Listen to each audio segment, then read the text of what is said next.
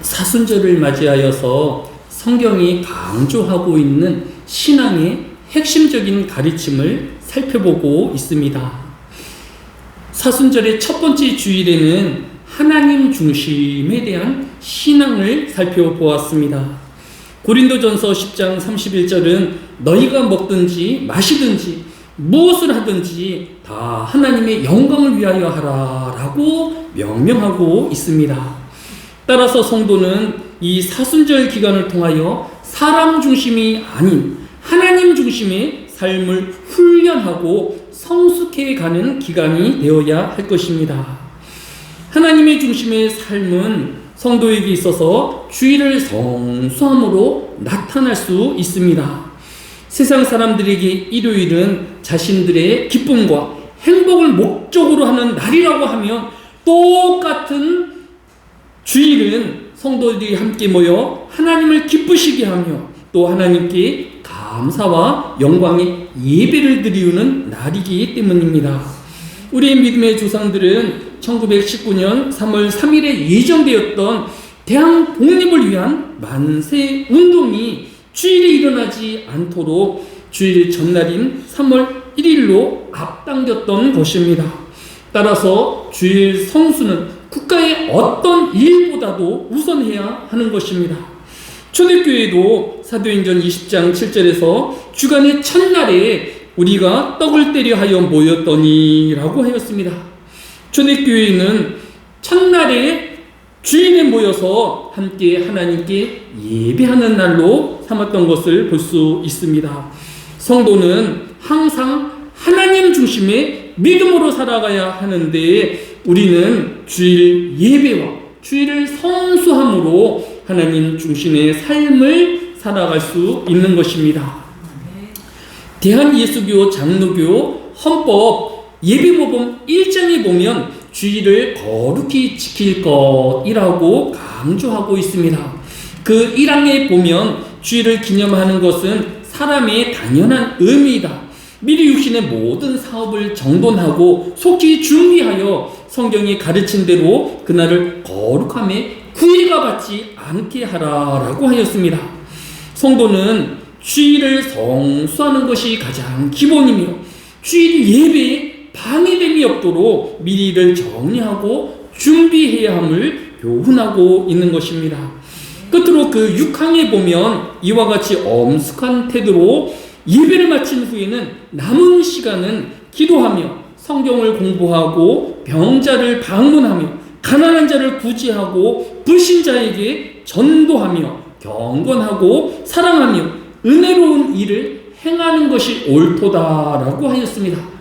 따라서 올바른 주일 성수는 주일 예배만 드리우는 것이 아니라 함께 기도하고 성경 공부와 또 이웃을 위한 구제와 전도를 병행해야 함을 교훈하고 있는 것을 볼 수 있습니다. 오늘 본문인 이사야서 43장 21절도 이 백성은 내가 나를 위하여 지었나니 나의 찬송을 부리려 하려 함이니라 라고 하였습니다. 이제 2025년에 남은 모든 주일을 성수하며 또 예배드림과 함께 기도하는 자가 되어지며 이웃에게 구제와 또 전도하여서 온전한 주일 성수가 되어질 수 있도록 함께 힘을 모으는 저와 모든 성도들이 되어야 할 것입니다. 두 번째로 성경이 교훈하는 가장 중요한 두 번째 가르침을 꼽으라고 한다라고 하면 그것은 인간이 죄인됨을 고백하는 것이다 라고 할 수 있습니다. 태초에 하나님은 사람을 창조하신 목적을 창세기 1장 27절에 하나님이 자기 형상 곧 하나님의 형상대로 사람을 창조하시되 남자와 여자를 창조하시고 라고 하였습니다. 사람은 본래 하나님의 형상대로 지음받은 존재이기에 하나님의 성품인 거룩함과 사랑을 목적으로 살아내는 존재인 것입니다. 그러나 창세기 3장 12절에 아담이 이르되 하나님이 주셔서 나와 함께 있게 하신 여자 그가 그 나무 열매를 내게 주므로 내가 먹었나이다 라고 하였습니다. 첫사람 아담과 하와는 하나님의 말씀으로 사는 존재가 아니라 사단의 말을 더 신뢰하여서 하나님이 금하신 동상 중앙의 열매를 따먹을 뿐만 아니라 서로에게 책임을 전가한 미움의 시대를 살고 있는 것을 볼 수 있습니다. 오늘 본문인 이사야 43장 27절도 내 시조가 범죄하였고 너희의 교사들이 나를 배변하였나니 라고 경계하고 있는 것을 볼 수 있습니다. 또 오늘 본문인 이사야 43장 23절로 24절도 내 번제의 양을 내게로 오지 아니하였고 내 제물로 나를 공경하지 아니하였느니라. 나는 제물로 말미암아 너를 수고롭게 하지 아니하였고 유황으로 말미암아 너를 괴롭게 하지 아니하였거늘 너는 나를 위하여 돈으로 향품을 사지 아니하며 희생의 기름으로 나를 흡족하게 하지 아니하고 내 침으로 나를 수고롭게 하며 내 죄악으로 나를 괴롭게 하였느니라 라고 하였습니다. 인간은 더 이상 하나님의 기쁨과 영광을 위하여 사는 자가 아닌 하나님께 범죄하여서 하나님을 괴롭게 하는 자가 되어진 것입니다. 지난주 신문을 살펴보니까 지난주에 보험 사기가 1.1조에 달하여서 역대 최고의 보험 업계의 범죄율 증가라는 기사가 있었습니다. 기사에 따르면 금융감독원이 지난 9일에 2024년 보험사기 적발 실적을 발표하였는데 보험사기 규모가 작년보다 338억 원이나 증가하였다라고 합니다. 세부적으로 살펴보니까 진단서에 위변조로 인하여서 보험금을 과다 청구한 적발 금액이 6,690억 원이나 되고 허위신고가 2,300억 원, 고의신고가 1,690억 원에 달한다라고 했습니다. 거짓으로 보험금을 타내는 것도 모자라서 일부러 사고를 내어서 자신의 욕망과 욕심을 위한 보험금을 타내고 있다라는 것입니다. 또 지난주 신문 인천일보에 따르면 점점 심각해져가는 고정시설 과밀 수용률 125%라고 하였습니다. 이 내용이 무엇인가 라고 살펴보니까 우리나라에는 현재 55개의 교정시설, 즉 교도소가 있다라고 합니다. 그런데 그 55개의 교도소 중에서 수용률이 100% 미만, 적정한 인원 이하에 있는 교도소가 7개밖에 되어지지 않는다라고 합니다. 나머지 48개의 교도소가 100% 이상의 수용자들을 수용하고 있고 특별히 수원교도소는 정원이 1600명인데 현재는 2500명이 수용되어서 수용률이 150% 가까이 수용되어 있다라고 합니다.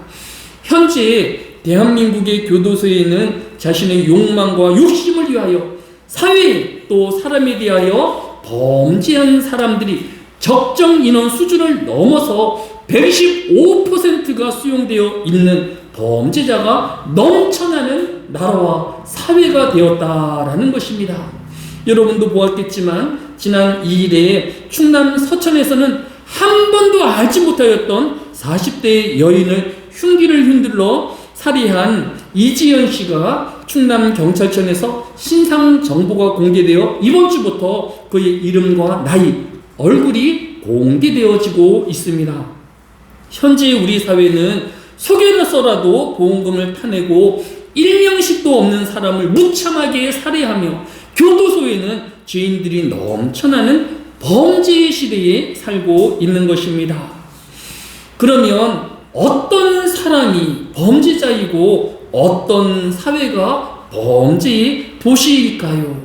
성경은 예레미야서 2장 13절에 내 백성이 두 가지 악을 행하였나니 곧 그들의 생수의 근원이 되는 나를 버린 것과 스스로 웅덩이를 판 것인데 그것은 그들을 가두지 못할 터진 웅덩이더라라고 하였습니다.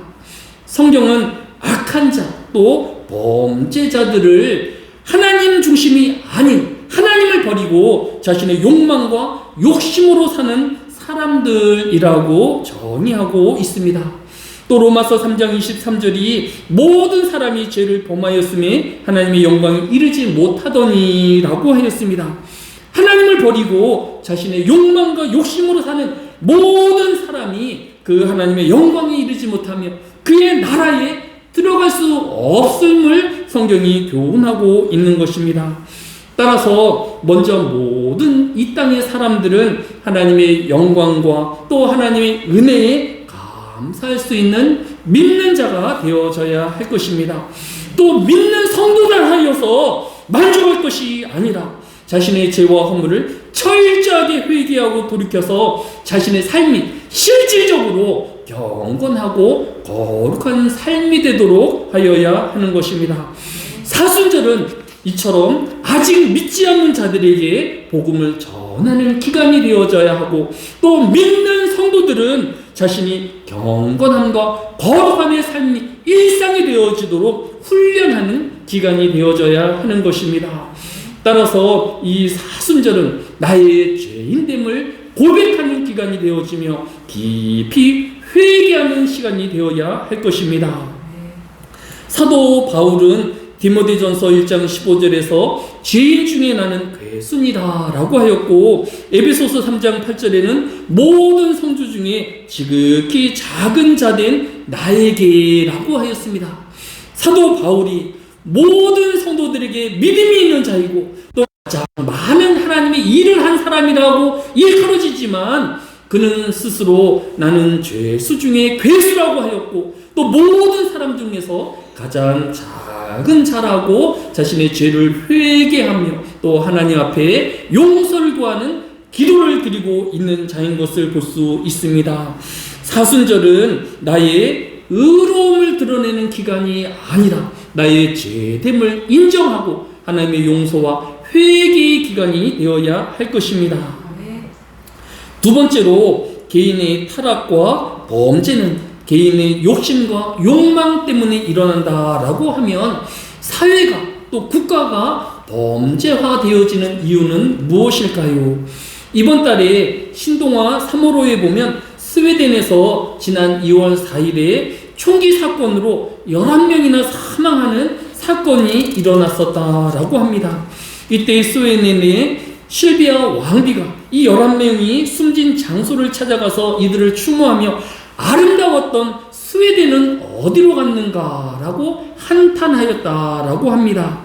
왜냐하면 17년 전에 이웃나라인 영국의 신문 가디언이 스웨덴을 찾았을 때에 스웨덴의 교도소에는 한 교도소에 115명밖에 수용되어 있지 않았다라고 합니다. 또 그 수용되어진 죄수들은 점점 적어져서 교도소가 4곳이나 폐쇄되어지는 스웨덴은 범죄 없는 나라였다라고 합니다. 이 수용되어 있던 죄수들은 이 교도소에서 교정하고 또 사회에 나아가서 재범률이 전 유럽의 절반에도 미치지 못하였다라고 합니다. 그런데 10여 년이 지난 지금 스웨덴은 유럽에서 가장 총기 사고가 많이 일어나는 나라가 되었습니다.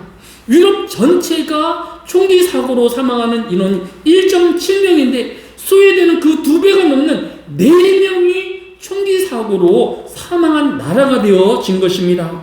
또 지금 스웨덴은 늘어나는 범죄자로 수용시설을 해외에서 빌려와야 될 정도다라고 신문이 기고하고 있는 것을 볼 수 있습니다.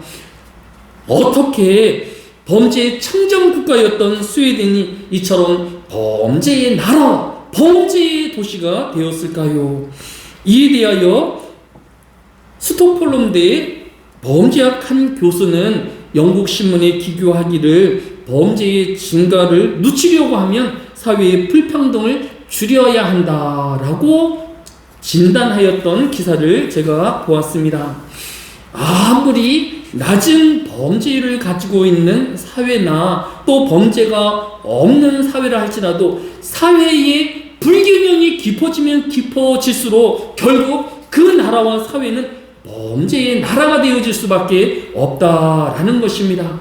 따라서 우리나라의 사회도 또 우리나라의 국가도 내가 살 만큼 살면 되어진다라는 안일함에 빠질 것이 아니라 우리 못 사는 사람들을 돌아보는 우리가 되어져야 한다라는 것입니다. 그들이 이 사회가 원망의 대상이 되어지지 않도록 또 소망이 없는 절망의 시대가 되어지지 아니할 수 있도록 있는 사람이 없는 사람들을 돌아보며 그들을 위로하며 더불어가는 사회가 되어질 때에 이 사회는 안정화가 되어지며 범죄율이 점점 떨어져 간다라는 것입니다. 우리 사회의 가장 큰 문제 중에 하나가 잘 사람들은 더 많은 부를 갖게 되어지지만 가난한 사람들은 더 가난함에 찌들려가는 삶을 살아가는 사회의 양극화가 점점 가팔라지고 있다 하지 아니하고 있지 아니합니까? 우리는 이 사순절에 우리 이웃을 돌아보며 또 이웃의 힘겨움을 나의 짐으로 생각하여서 그들을 돕는 자가 되어지고 나누는 저희 모든 성도들이 되어야 할 것입니다. 끝으로 성경은 이러한 죄인들에 대한 하나님의 태도와 자세는 어떠한지를 우리에게 교훈하여 주고 있습니다. 누가복음 23장 34절에는 예수께서 이르시되 아버지 저들의 죄를 사하여 주옵소서 자기들이 하는 것을 알지 못함이니이다 라고 하였습니다. 예수님은 십자가에 달려 죽으시면서 자신의 옷을 나누려고 하는 로마의 군병들을 향하여 이같이 말씀하신 것입니다. 예수님은 자신들을 로마의 법정으로 또 사형을 시키라고 외쳤던 이스라엘 백성들을 용서하여 주셨고 또 자신의 발밑에서 자신의 겉옷을 빼앗아 나누고 있는 로마의 군사들을 용서하여 주신 것을 볼 수 있습니다. 또한 요한복음 13장 1절에서 유월절 전에 예수께서 자기가 세상을 떠나 아버지께로 돌아가실 줄을 이른 줄 아시고 세상에 있는 자기 사람들을 사랑하시되 끝까지 사랑하시니라 라고 하였습니다. 예수님은 죄인된 그의 백성에 대하여 용서하시는 하나님이시며 끝까지 사랑하시는 하나님이셨던 것입니다. 오늘 본문인 이사야서 43장 25절로 26절도 나 곧 나는 나를 위하여 내 허물을 도말하는 자니